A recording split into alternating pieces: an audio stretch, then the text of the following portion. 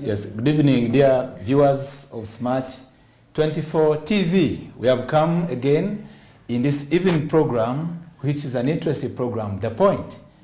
We understand what's going around, especially in terms of our regional events, the East African community. With us, we have the guest, and none other than Honorable Okot Bitek Moses Jr. He is the joint opposition now shadow speaker because of recent that he was contesting to be the deputy speaker of the Parliament of Uganda, of the 11th Parliament. And yes, he scored a high, good number of votes, which I believe you appreciate those who supported you into this. Honorable, you're welcome. Thank you very, very much. So you're welcome. And again, those who don't know Okot Bitek Moses Jr., he is the Member of Parliament of Kyoga constituency. This is a constituency in Amrata district of Lira. That's which was carved from among the districts of Lira. Lira district, formerly Lira district. That's what most of you know. And again, he is the chairman, Lango Parliamentary Caucus. He's a member of various committees in Parliament, but the most preferred one, which I failed to associate with in this talk show, is the member of the Committee on Defense. And possibly he will tell us how secure we are. Again, we are privileged to be with a gentleman of his name and stature, who is the former guild president of LODC, Law Development Center. He is a lawyer by profession. And again, he is the former president of FDC Makerere chapter. He is presiding a parliamentary caucus of 32 members of parliament. Honorable, you are welcome. And for introduction of our topic tonight, as you take us through, our topic of discussion tonight, which is intending to inform, to teach, and again to widen the approach of humanity in participation to solve the societal challenges, economic and social challenges. This topic is with the joining of Democratic Republic of Congo to the East African community, solve the inter-border trade and business challenges. We'll go through this discussion, and we are happy, sir, to have you in this talk show, of which we have a brief information to share with the Ugandans. It is of recent, I believe it's yesterday, when it was declared officially that the Democratic Republic of Congo has joined the East African community, which was formerly with a population around 1.17 million, now to over 2.66 million members or citizens in the East African community. It is now composed of 7 states. At first was, only 6 states. And the purpose of this basically is to see, I believe, how we can improve the economic welfare of the people of East Africa. And it has been declared that this historical and landmark milestone is believed to transform the East Africa community bloc into the most attractive trade investment destination in Africa, offering a market-driven economy of 266 million people and a gross domestic product of 243 billion, that is equal to Ugandan shillings 873.6 trillion. This is the projection. But to my comparative study, one country like Nigeria is still far ahead of East Africa, the whole of East Africa, because their GDP is 448.80, so it's still far. But still, it is referred as a milestone, believing that we will be able to do better. You're welcome, sir. It is your turn to give us your point of view in this discussion and to greet the viewers. I'm waiting to hear from you. You're welcome, sir. Thank you. Oh, thank you very, very much, Dr. Tindebwa, right? Yes, Is that the right pronunciation? Very much. We in the north, we are highly challenged, speaking probably the Western dialect. For the viewers who are interacting with me for the first time, I associate myself fully with all those accreditations the doctor has made. But to add more, I have always called myself the de facto speaker of the 11th Parliament. Oh yes, oh yes. I've only taken about 8 months in Parliament. I'm among the young turks in the 11th Parliament. Yes. It was a good thing for the members of Parliament, for the opposition to jointly and unanimously agree to endorse me as the official candidate, and I am forever indebted to them. And then for the new leadership that we've got in Parliament, we then have to focus and move on and run the independence of Parliament. I give them the olive branch to lead the Parliament. And then you will realize from that introduction that I deputized the Lao Parliamentary Caucus as the vice chairperson. Well, we in the North probably lost one of the best breed we had brought to the national platform in the names of the late Right Honorable Jacob Bolanya. And we are mourning to the grieving family and to the nation. Our sincere, utmost condolence to the family. Yes, please. And let me then go forth and give my insight to this very wonderful topic. I'm glad to appreciate that I sit on the Committee of Defense and Internal Affairs of Parliament. That may not probably, I would not be the best person suited to discuss East African integration matters, because those in the East African Committee would have been. But as a lawyer, grounded on as well, Honorable, it has an element of security, because defense, it ushers us to good security. Most obliged. And, we have a challenge in this, we shall discuss it on later, how even the security is a hindrance to our trade and business. Most obliged. I must say, most of the discussions that I will bring forth in how the topic has been coined and intended that it should be engendered, is to the effect that the entry of the Democratic Republic of Congo should be a blessing to the East African community. But to understand, to have a deeper insight, is that we have an association of countries that were formerly in the East and part now a Central African country in the names of Democratic Republic of Congo joining in.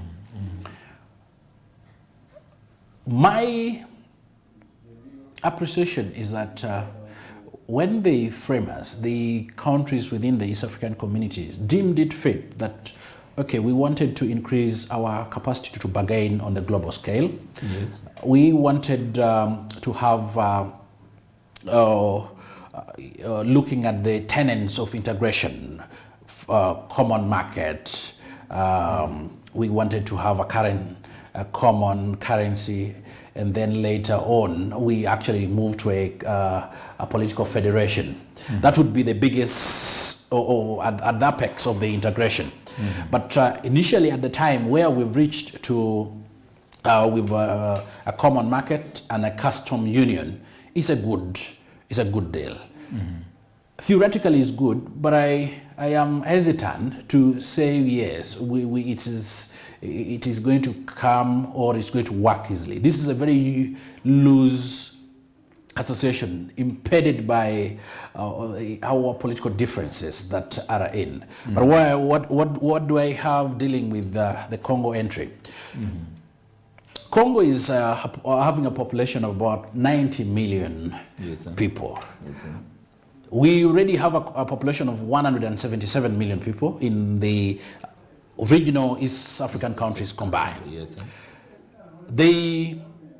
The countries that did develop so much, that formerly were either low developed countries, or were middle income countries that moved to be first world countries, prided so much and preyed on the population they have. Yes, sir. Look at India, look at Brazil, look at China. Now, we are saying, yes, there's a very virgin market that Uganda will, or the partners within the East African community are looking to venture into, if other factors remain constant and ideal. Yes, but we also look at the GDP increasing to about 243 billion US dollars. Now, but this GDP, to a global, giving it a global comparison, it is to a weight of a single country within the European Union.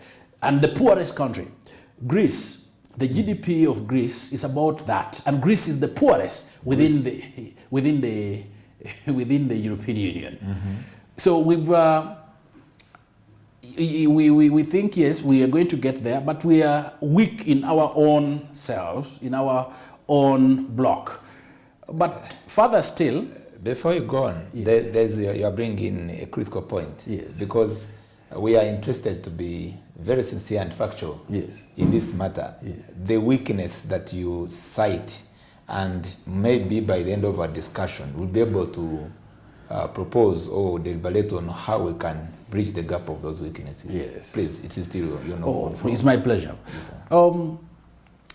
We are looking at about formerly 6 countries within the East African Community Bloc, where only 2 countries within that is Kenya and Tanzania, who are middle-income countries. Yes. But all these other 4 are low-income countries: Uganda, Rwanda, Burundi, and Southern Sudan, where at least actually most of them are living. The populace are living below $1 or $2 a day to survive. Now, when we go to the integration, we want to explore a market which, when I tell you that they live below $1, meaning it is not probably even a cash economy. People are living in a barter economy. So it is a good thing, but we need now to develop the capacity of the population. Because if we have a population of about projecting to about 260 million people that do not probably, they are living, a larger part, about 70% of them are living below $1 a day, then it is not going to even be a market that we might harness a lot from the same.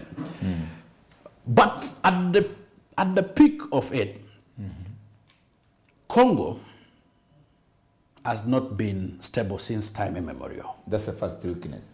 Yeah. We bring it politically stable or economically? Politically stable. And economically, I hope so. You know, Congo has a lot of resources. From the times of King Leopold and the rest.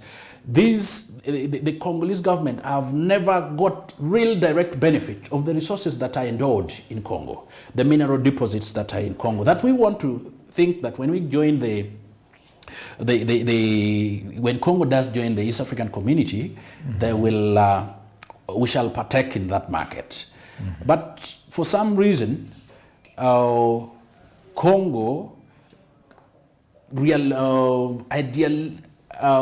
theoretically offers a lot of hope, but when you go on ground, we might not partake in those benefits. The eminent presence of the M23 in Congo, the ADF presence in Congo, and then constantly every election in Congo creates a new militia movement in Congo. The road network in Congo, infrastructure. Yes, that the road infrastructure is very bad, to the extent that Uganda, on its own volition, decided to probably go and venture in developing the road network inside Congo, and you know that to enhance productivity the infrastructures must be very, very okay. Before you go forward, do you think that it was necessary in this venture for Uganda to have, because there were various critics, and the good thing I've got you here, you will just speak to the viewers. Yes. Was it necessary for Uganda to, the government of Uganda to invest, to fund the infrastructure development, especially the construction of the road? You see, the argument that the Ugandan government has given to the population is that, yes, we have a strategic economic interest in Congo. But behind the scene, as a politician that I am, and I don't want to shy away, we know that this Ugandan government had a lot of influence in the candidature of Tshisekedi, had a lot of influence in the former president, Joseph Kabila. Now, we are the character of our president in the titles of Tibahura Museveni. He wants to be the father of East Africa. In fact, the coining, I think the pushing of this Congo's entry, it should have actually, I would want to think that it is not so much of a Congo evolution, but it is something that has been bred, baked, and ovened and served from Uganda, because the President Yoweri Museveni wants it. There is a perspective, Honorable, Yes, that we have, that I found out, that I'm bringing on table for you to explain to the viewers. Yes. That by doing so, possibly it is a perspective that it was in preparation of enabling Congo to join the East African community in order to fulfill the economic advantage of where Congo could benefit and the East African community could benefit. And some, they say, it is something that may be including whether parliament, whether opposition or no opposition, to appreciate. Much as there was also a critique that we should have maybe first fixed our roads, but it's being viewed at a wider perspective, which is relating to our topic of discussion, in a way to bring an enabling environment for business and trade. What is still your analysis point of view, analytical point of view? You see, every business aims at profit maximization. But how volatile Congo is, and the initial capital expenditure we're doing in Congo is not for any shrewd businessman. And I've known government, the government is always a very poor businessman. And to tell me, it would take a lot of convincing to probably persuade me to believe that the investments we are doing to Congo will have returns in the next 10 or 20 years. I don't think, because Congo is, if it were to be in the periodic table, it would be a very unstable metal that any time, even the roads that we are talking about that we're building would go to ruin. Then, in relation to that, the Democratic Republic of Congo comes into the East African community with the hope that, oh yes, we're going to tap benefits from the East African community. Because they say they have gold. Yes. The other time, you remember when there was the Sangani War of 2000, a conflict between the Twamis, the one of Rwanda and Uganda, in Sangani, and even as per the report in the International, I think, Court of Justice, in regard to how it is believed that they have resources which are planned, and they have economic advantage in terms of their natural resources, fertile soil. So are they bringing anything on board, or it is much more of our loss? What is it? You see, I told you this was something that was backed and served in Uganda. Yes, sir. It's critical that the International Court of Justice had made its declaration. And the respondent in that matter was the government of Uganda.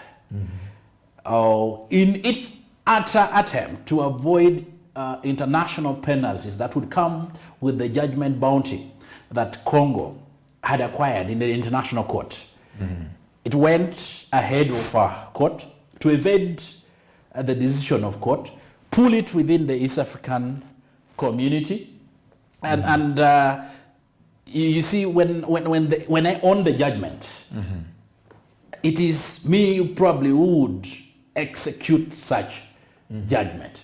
So if the beneficiary of a judgment bounty sits indolent, then who are you as court? Your role was probably to make a decision and leave it to me. And so perfectly, Congo has been hoodwinked to let go the judgment bounty, and which plays to the net of our nation, and the chief architect of the war that led us to the ruins in the Democratic Republic of Congo. And this had to be fast-tracked. This had to be fast-tracked immediately, because the negotiation started way back in 2019. But the timing is so sinister to the extent that the judgment comes in 2022, and then we say, we've received the judgment, but you're welcome to the East African community. Honorable, there is a critical point for your review and to the viewers, because our desire is that the declaration that Democratic Republic of Congo has joined East Africa shouldn't be taken just by only news and also for good political declarations. But yet, fellow Ugandans and those who may follow us on the globe, on the continent in East Africa, it remains a much desirable point to associate with, especially for our citizens of East Africa who have suffered, especially those who are doing business, the inter-border trade.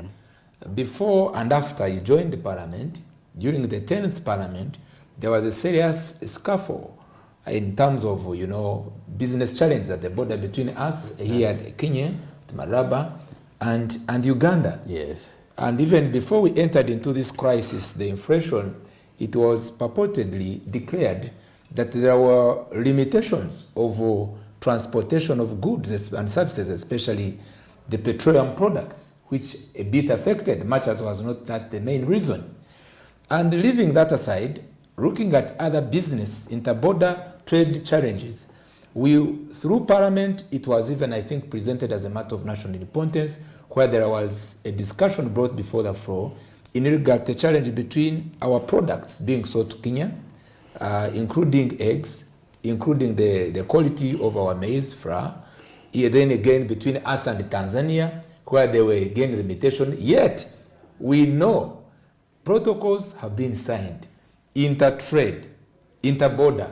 What do you think that should be done in one or two sentences? Then you proceed on as we go for the break. You can give us your view to the viewers as we go for the break. First of all, my major view is that we have had this protocol signed within the countries that originally were in East Africa, and it has not worked. We saw it with Rwanda and Uganda, the closing of the border. We saw our products being stopped, mostly manufactured good going into Kenya, like the milk saga that was around. We saw Tanzania blocking our goods from reaching the market, yet we have an arrangement. First of all, this comes from politicking. The different political heads in East Africa should always be cool-headed, and they should acknowledge that we are independent of each other, supporting each other, sovereign in our innate farafanaria. That we don't look like a bully. And in most cases, all this, the country that gets into loggerheads with all its neighbors within this, it's Uganda, because of our kind of bully nature. Thank you so much, Honorable. We are going for a break. Dear viewers, stay tuned on Smart 24 TV. We are looking at the solution that looks to be now with us, that we are getting more other countries joining East Africa, and it should be much more of a blessing than a curse, and we believe it should be a blessing. Thank you. Stay on tuned until we meet in the second session.